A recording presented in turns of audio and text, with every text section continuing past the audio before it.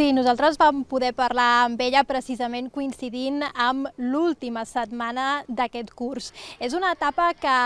en part ens ha explicat que ha viscut de forma complexa, per exemple, a l'hora de gestionar situacions com els mesos més durs de la pandèmia, però per altra banda també una etapa que diu que ha gaudit molt treballant conjuntament amb el seu equip docent per fer créixer aquest centre, aquesta escola Mogent que tinc just aquí al meu darrere, aquest centre des de l'inici, intentar consolidar-lo també amb projectes com, per exemple, els mètodes que segueixen per l'aprenentatge de les matemàtiques. Amb 19 anys, com us podeu imaginar, guarda moltes anècdotes i ens n'ha destacat alguna, com per exemple aquell moment en què pares i mares de nens i nenes que actualment venen aquí a l'escola li pregunten si els recorden de la seva etapa d'alumnes.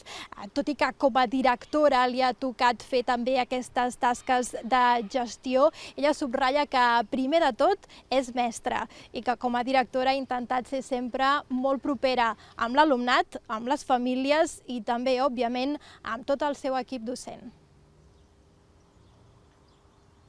Obrir la porta cada dia, veure aquella mare que passa, algú que t'ha de dir alguna cosa i no entrarà mai al despatx, però si estàs aquí fora és més informal.